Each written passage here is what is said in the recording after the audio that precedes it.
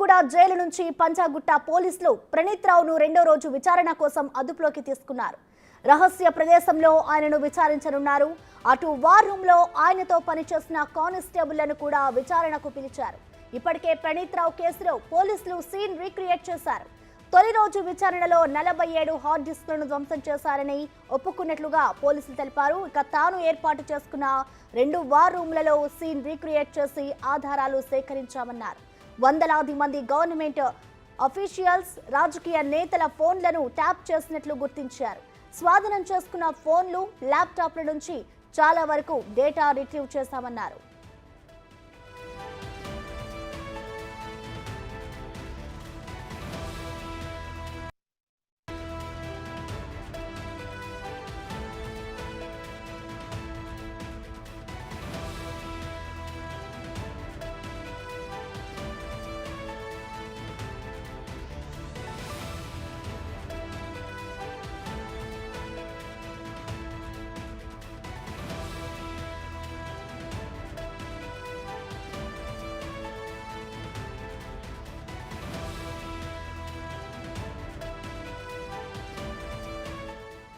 రెండో రోజు కస్టడీలో ప్రణీత్ రావు విచారణకు సంబంధించి చెంచల్గూడ జైలు నుంచి పంజాగుట్ట పోలీసులు ప్రణీత్ రావును రెండో రోజు విచారణ కోసం అదుపులోకి తీసుకున్నారు. రహస్య ప్రదేశంలో ఆయనను విచారించనున్నారు.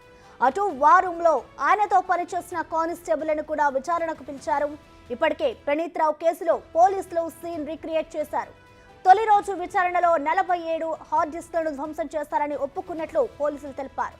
తాను ఏర్పాటు చేసుకున్న 2 వార్ రూమ్లలో సీన్ రీక్రియేట్ చేసి ఆధారాలు సేకరించామన్నారు. వందలాది మంది గవర్నమెంట్ అఫీషియల్స్, రాజకీయ నేతల ఫోన్లను ట్యాప్ చేసినట్లు గుర్తించారు. స్వాధీనం చేసుకున్న ఫోన్లు, ల్యాప్టాప్ల నుంచి చాలా వరకు డేటా రిట్రీవ్ చేశామన్నారు.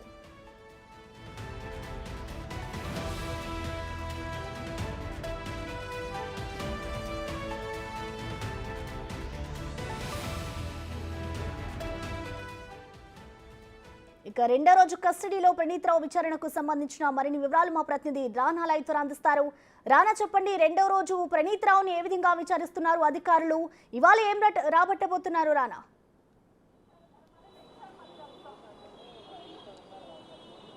ప్రసన్న నిన్న 8 గంటల పాటు ప్రణీత్ రావుని ప్రశ్నించిన తర్వాత ఆయన చెంచల్గూడ జైలుకి తీసుకెళ్లారు. తర్వాత ఇవాళ అరగంటకు ముందే అతన్ని మరోసారి కస్టడీలోకి తీసుకున్నారు. కస్టడీలోకి తీసుకున్న తర్వాత విచారణ ప్రారంభించినటువంటి నేపథ్యం కనపడుతుంది. నిన్న సీన్ రీక్రియేషన్లో భాగంగా ఎస్ఐబి ఆఫీస్కి ప్రణీత్ రావుని అక్కడ తీసుకెళ్లారు. తీసుకెళ్లిన తర్వాత తను ఏర్పాటు చేసుకున్నటువంటి 2 వార్ రూమ్లు ఏదైతే ఉన్నాయో ఆ 2 వార్ రూమ్లో అంతా కూడా పూర్తిగా పోలీసులు పరిశీలించారు. రిమాండ్లో అతను ఏదైతే కన్వెన్షన్ అంటే ఒప్పుకున్నాడో దానికి తగ్గట్టుగా కూడా పూర్తిగా ఆధారాలను సేకరించబడిన నేపథ్యం కనపడుతుంది. తను ఎలక్ట్రానిక్ సంబంధించినటువంటి కట్టర్ను తీసుకొచ్చి ఏ విధంగా ఈ యొక్క హార్డ్ డిస్క్ని తను ధ్వంసం చేసింది, అలాగే సీసీ కెమెరాల్ని ఏ విధంగా ఆఫ్ చేసింది, ఎంత టైం వరకు కూడా తాను అక్కడ ఉన్నది అనేది కూడా పూర్తి స్థాయి ఇన్ఫర్మేషన్ అంతా కూడా పోలీసులకి నిన్న ఇచ్చినటువంటి నేపథ్యం కనపడుతుంది. దాంతోపాటు కేవలం ప్రణీత్ రావుతో పాటు మిగతా ప్రణీత్ రావు టీంలో పనిచేసినటువంటి కానిస్టేబుల్స్ ఎవరవుతున్నారో అలాగే ఎస్ఐలు అవుతున్నారో వారు కూడా ఇప్పటికే కన్ఫెషన్ స్టేట్మెంట్ ఇచ్చినట్టుగా మనకు సమాచారం అవుతుంది. ప్రణీత్ రావుని విచారించిన తర్వాత వారికి కూడా నోటీసులు ఇచ్చారు. వారితో కూడా కొన్ని కీలకమైనటువంటి విషయాలను కూడా పోలీసులు సాధించినట్టుగా మనకు సమాచారం అవుతుంది. అయితే ఒక పక్క ఈ యొక్క ఇన్వెస్టిగేషన్ జరుగుతుంటే మరొక 2 టీములను కూడా పోలీసులు ఏర్పాటు చేస్తున్నారు. ఒక టీం వచ్చి రాజన్న సిరిసిల్లలోని శ్రీకృష్ణనగర్లో ఉన్నటువంటి ఏదైతే తన ఇంట్లో ఆ ఇంటికి వెళ్ళారో ఇంట్లో పూర్తిగా మరొకసారి సోదాలు నిర్వహించారు. సోదాలు చేసిన తర్వాత ప్రణీత్ రావుకు సంబంధించినటువంటి తన వ్యక్తిగత డైరీ ఏదో ఉందో ఆ డైరీని కూడా నిన్న పోలీసులు స్వాధీనం చేసుకున్నటువంటి నేపథ్యం అయితే కనపడుతుంది. దాన్ని కూడా ఒక పక్క ఎంక్వైరీ నడుస్తున్న నేపథ్యం కనపడుతుంది. దాంతోపాటు ప్రణీత్ రావు నుంచి ఇప్పటికే రిమాండ్కి తరలించే ముందు పోలీసులు అదుపులో తీసుకున్నప్పుడు తన మొబైల్స్ కానీ ల్యాప్టాప్లు కానీ అన్నీ ఇప్పటికే పోలీసులు స్వాధీనం చేసుకున్న నేపథ్యంలో ఆ స్వాధీనం చేసుకున్నటువంటి ఆ యొక్క మొత్తం ఎలక్ట్రానిక్ డివైస్ అన్నీ కూడా ఇప్పటికే సిసిఎస్కి పంపించారు. సిసిఎస్లో అక్కడ తనకు సంబంధించినటువంటి ఇప్పటికే డేటా అంతా కూడా ఎరేజ్ చేశాడు. ఆ ఎరేజ్ చేసినటువంటి డేటానంతా కూడా మ్యాక్సిమం చాలా పెద్ద మొత్తంలో కూడా వారు రిట్రైవ్ చేసినట్టుగా మనకు సమాచారం ఉంది. అలా రిట్రైవ్ చేసినటువంటి నేపథ్యంలో ఎలక్షన్ సమయంలో ప్రణీత్ రావుకి సంబంధించినటువంటి ఎన్ని మొబైల్స్ నెంబర్స్ వాడారు, ఎన్ని సిమ్లు వాడారు, ఆ సిమ్లకు సంబంధించిన అన్ని కూడా ఆ కాల్ డేటా లిస్ట్ను కూడా వారు తీసుకోవడం జరిగింది. ఎప్పుడు ప్రణీత్ రావు ఎవరితో ఎక్కువగా మాట్లాడాడు, ఎవరికి సమాచారం ఇచ్చారు, వాట్సాప్లో ఎవరితో మాట్లాడారు అని కూడా పూర్తిగా డీటెయిల్స్ వచ్చినటువంటి నేపథ్యం కనబడుతుంది. ఆ డీటెయిల్స్ అంతా కూడా ప్రణీత్ రావు ముందు నిన్న ఉంచిన తర్వాత అతను కూడా ఈ యొక్క తను చేసినటువంటి నేరాన్ని కూడా ఒప్పుకున్నటువంటి నేపథ్యం కనబడుతుంది. అయితే ఈ విచారణలో చాలా కీలకమైనటువంటి 4 పేర్లు చెప్పినట్టుగా మనకు సమాచారం అవుతుంది. తనకు సహకరించినటువంటి ఇద్దరు ఎస్ఐలు కానీ, ఏఎస్పీ కానీ, డిఎస్పీ కానీ, అలాగే ఎస్పీ కూడా స్థాయి వ్యక్తి ఉన్నారనేసి కూడా అతను చెప్పినట్టుగా తెలుస్తుంది. అయితే ఈ కేసు అత్యంత సున్నితమైనటువంటి కేసుగానే పోలీసులు పరిగణిస్తున్నారు. ఎక్కడా కూడా ఒక్క ఇన్ఫర్మేషన్ అనేది కూడా బయటకు పోకూడదు అనేసి కూడా పోలీసులు చాలా జాగ్రత్త పడుతున్నారు. ఎందుకంటే ఇన్ఫర్మేషన్ అనేది బయటకు పడితే మిగతా ఎక్కువ మంది పోలీస్ ఆఫీసర్లు ఈ యొక్క కేసులో ఇన్వాల్వ్ అయి ఉన్నారు కాబట్టి, రాజకీయ నేతలు కూడా ఇన్వాల్వ్ అయి ఉన్నారు కాబట్టి వారందరూ కూడా చాలా చాకచక్యంగా తప్పించుకునే అవకాశం ఉంది.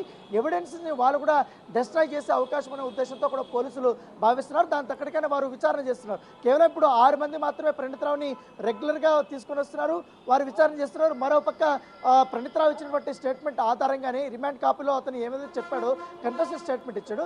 దాని ఆధారం చేసుకుని మరొక 2 టీముల్ని ఏర్పాటు చేసుకుని వారు సిమిలర్గా ప్యారలర్గా వారు కూడా ఎంక్వైరీ చేస్తున్నటువంటి నేపథ్యం అయితే కనపడుతుంది. సో ఇప్పుడు నిన్న సీన్ రీక్రియేషన్ జరిగింది కాబట్టి ఇప్పుడు ఆ టీంలో పనిచేసినటువంటి కానిస్టేబుల్స్ కానీ, గతంలో అతనికి సహకరించినటువంటి వ్యక్తులు ఎవరైతే వారి యొక్క లిస్ట్ కూడా ఇప్పటికే తయారైంది కాబట్టి వారిని కూడా ఇవాళ విచారణకి పిలిపించే అవకాశం ఉంది. చెప్పండి ప్రసన్న. రానా, నిన్న జరిగిన విచారణలో గత ప్రభుత్వంలో ఉన్న మంత్రుల పేర్లు కూడా చెప్పినట్లుగా కూడా మనకు తెలుస్తోంది. సో దాంట్లో వాస్తవం ఎంత ఉంది అనుకోవచ్చు రానా?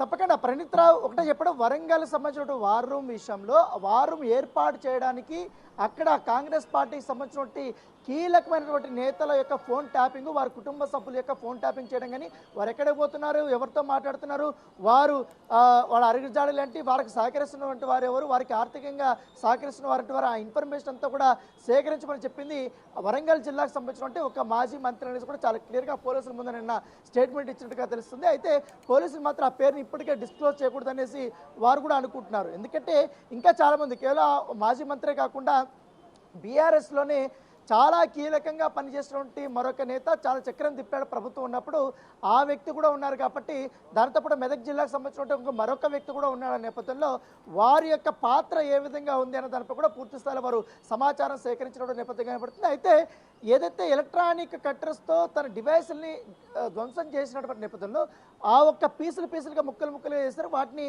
రిట్రీవ్ చేయడానికి పోలీసులు చాలా ప్రయత్నిస్తున్న నేపథ్యం కాబట్టి ఇప్పటికే ఎఫ్ఎస్ఎల్కి పంపించారు కాబట్టి ఆ ఒక్క ఇన్ఫర్మేషన్ డేటా అంతా ఆల్మోస్ట్ కొంతవరకు కూడా రికవర్ అయింది. మరి కొంత సమాచారం అనేది రికవరీ కావాల్సింది కాబట్టి దానిపైన నిపుణుల పర్యవేక్షణలో వారు ఆ పని చేస్తున్నారు.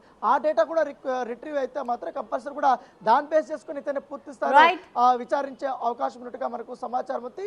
నిన్నంతా కేవలం ఈ యొక్క ప్రాథమికంగా దొరికినటువంటి ఎవిడెన్స్ల పైన ఆధార తీశారు. తర్వాత తన ప్రమోషన్ విషయంలో మాత్రం నిన్న విచారించారు. సో ఇవాళ పూర్తిగా యాక్షన్ మారిపోయిందని చెప్పుకోవచ్చు. మొత్తం 6 మంది ఎవరైతే బృందంగా ఏర్పడిందో ఆ బృందం అంతా ఇవాళ రైట్. Thank you Rana.